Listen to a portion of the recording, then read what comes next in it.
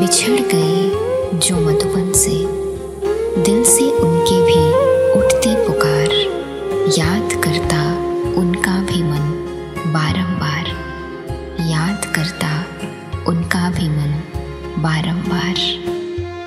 18 জানুৱাৰী স্থান মধুবন। আধ্যাত্মিক পৰিৱেশে বিৰাজ কৰিছে সমগ্ৰ মধুবন।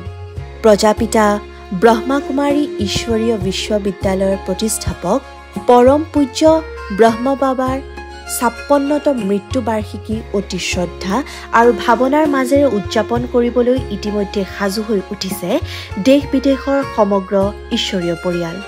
ভাৰতৰ সকলো ৰাজ্যৰ কোণৰ পৰা ৰাজস্থানস্থিত মধুবন মুখ্যালয়লৈ অনা হৈছে 80 প্ৰকাৰৰ 500 কেজি ফুল আৰু ব্ৰহ্মা বাবাৰ আধ্যাত্মিক যাত্ৰাক সন্মান জনোৱাৰ বাবে পাণ্ডৱ ভৱন অতি আটকধুনীয়াকৈ সজোৱা হৈছে।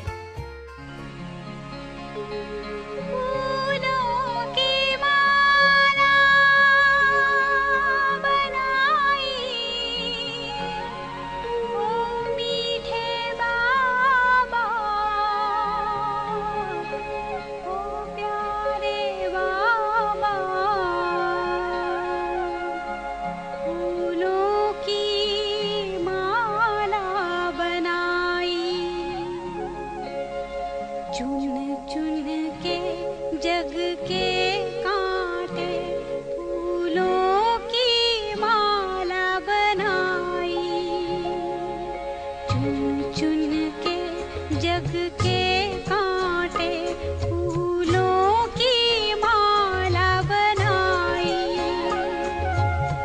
बीच भंवर में डूबती नैया, बीच भंवर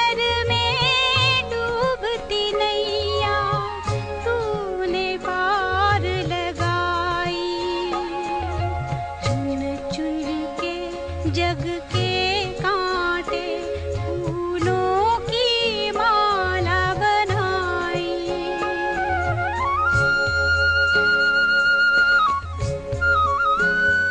এই সুন্দৰ তথা আটকধুনীয়া সজ্জাবোৰে দেশ বিদেশৰ বিভিন্ন কোণৰ পৰা অহা দৰ্শনাৰ্থী বা বাবাৰ অনুগামীসকলক তেওঁৰ স্মৃতি, আধ্যাত্মিকতা আৰু মাহাত্মাৰ মনত পেলাই দিয়ে।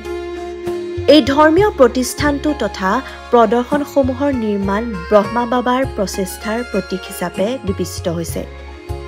এই উদযাপনৰ অন্যতম মুখ্য আকৰ্ষণ হৈছে শান্তি স্তম্ভ, যাক অতি সুন্দৰভাৱে সজোৱা হৈছে।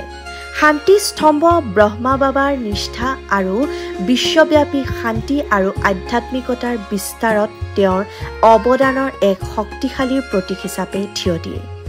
আজি মধুবনৰ পৰিৱেশ আধ্যাত্মিক উৎসাহেৰে ভৰি পৰিছে। বাবাৰ ব্যক্তিত্বৰ প্ৰভাৱে অগণন লোকক তেওঁলোকৰ আধ্যাত্মিক যাত্ৰাত অনুপ্ৰাণিত কৰি আহিছে। সেয়েহে দেশ বিদেশৰ অগণন বাবাৰ ভক্তই আহি মধুবনত ভিৰ কৰিছে।